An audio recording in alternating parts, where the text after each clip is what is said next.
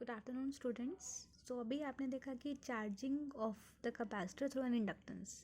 अब हम लोग देख रहे हैं कि discharging of the capacitor through inductance.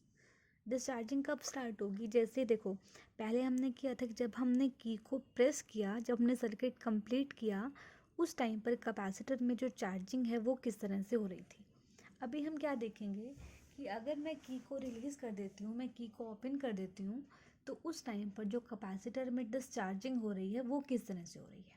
ठीक है, तो क्या हुआ, आपने की को ओपन किया, की को ओपन किया, इसका मतलब क्या हुआ कि अब जो सोर्स ऑफ ईएमएफ है वो सर्किट में नहीं है, करंट फ्लो नहीं हो रहा है। तो उस टाइम पर जो चार्ज था सर्किट में वो क्या होगा, जो कैपेसिटर था वो डिस्चार्ज होने लग जाएगा। ठीक है, पहले तो क्या हुआ था, जब हमने प्रेस किया था उस टाइम पर जो चार्ज है वो ज़ीरो से मैक्सिमम हो रहा था, एक पॉइंट पे मैक्सिमम हो रहा था, मैक्सिमम चार्ज प्रेजेंट है। अब आप की को ओपन कर रहे हो, की को ओपन कर रहे हो मतलब सर्किट इनकम्प्लीट हो रहा है, अब सोर्स ऑफ ईएमएफ जो है वो सर्किट में नहीं है, तो जो कैपेसिटर है वो डिस्चार्ज होने लग जाएगा।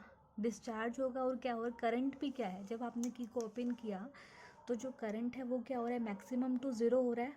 इसका मतलब क्या हुआ कि मैग्नेटिक फील्ड डिक्रीज़ हो रहा है, फील्ड डिक्रीज़ हो रहा है मतलब फ्लक्स भी डिक्रीज़ हो रहा है, फ्लक्स डिक्रीज़ हो रहा है, इसका मतलब फ्लक्स में चेंज आ रहा है, फ्लक्स में चेंज आ रहा है तो एक इंड्यूस्ड ईएमएफ आएगी इस इंडक्टर में भी, और इस तरह उसकी डायरेक्शन होगी कि वो डिक्रीज इन फ्लक्स का अपोज करे। ठीक है, तो किसी टाइम पर मान लो कि इसमें क्यू चार्ज प्रेजेंट था, तो इसके अक्रॉस कैपेसिटर प्लेट के अक्रॉस कितना पोटेंशियल डेवलप होगा, किसके इक्वल होगा, वो क्यू बाई सी के। ठीक है, प्लस इसके अक्रॉस भी कुछ ना कुछ ईएमएफ आएगी, वो किसके इक्वल होएगी, L D I over D T के equal to zero. Equal to zero क्यों हुआ, क्योंकि अब जो ईएमएफ सोर्स है ये सर्किट में प्रेजेंट नहीं है, क्योंकि आपने की को ओपन कर दिया है, सर्किट इनकम्प्लीट हो गया है, तो अब सोर्स ऑफ ईएमएफ सर्किट में प्रेजेंट नहीं है, इसलिए इसके अक्रॉस जो पोटेंशियल है प्लस इसके अक्रॉस जो पोटेंशियल आया है that is equals to zero. Again यहाँ पर हमारे पास आई किसके इक्वल होगा, D Q over D T के, तो मैं इसको यहाँ पुट कर सकती हूँ Q by C plus L. यहाँ पे तुम रखोगे एक डेरिवेटिव ऑलरेडी है, एक डेरिवेटिव और रख दोगे तो डबल डेरिवेटिव आ जाएगा, D two Q over D T square equal to zero. तो यहाँ से क्या आया आपके पास कि अभी इक्वेशन क्या आई, D two Q over D T square plus Q by L C equal to zero, ये आई।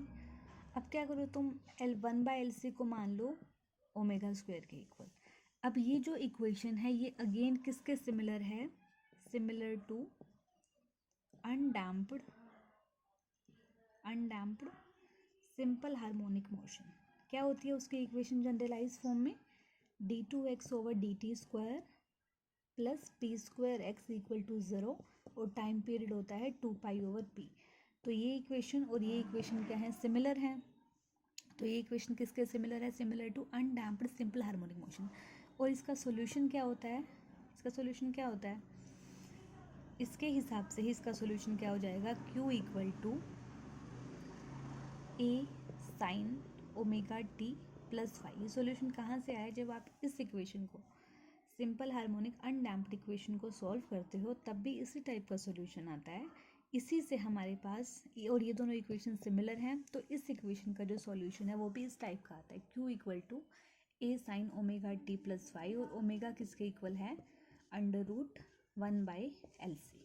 ठीक है, तो अभी हमारे पास क्या इक्वेशन आई है, इसका सॉल्यूशन आ गया है। ठीक है, अभी देखो, अगर आपके पास Q की जो वैल्यू है वो किसके इक्वल आ गई है, A sine omega T plus five, और इसमें ओमेगा किसके इक्वल है, one by under root L सी।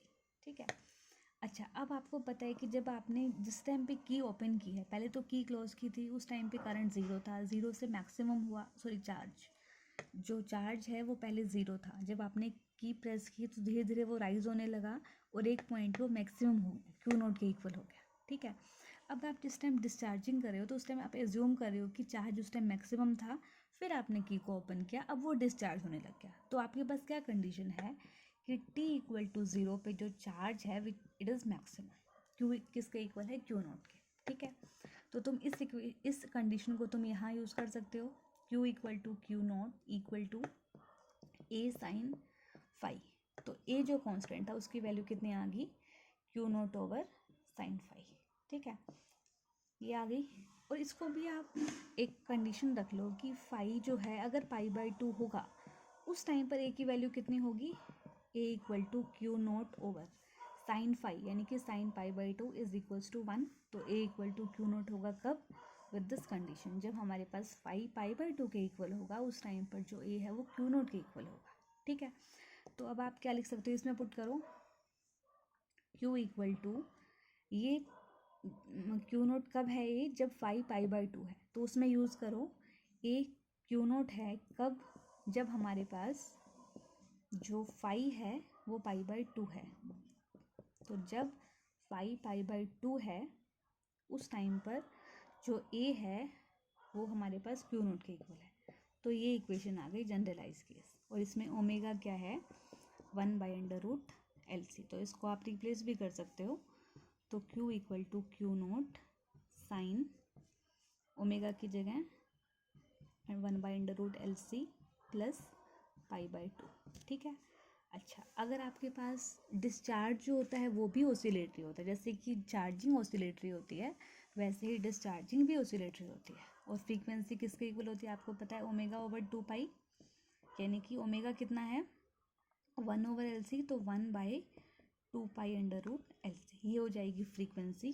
और टाइम पीरियड कितना होता है 2 पाई ओवर ओमेगा, तो कितनी हो जाएगी 2 पाई√LC, जैसे चार्जिंग के केस में था वही। ठीक है, so this was the case of discharging in the case of circuit जिसके अंदर आपके पास कैपेसिटर है और एक इंडक्टर है। तो this was discharge of the capacitor through an inductor. Thanks.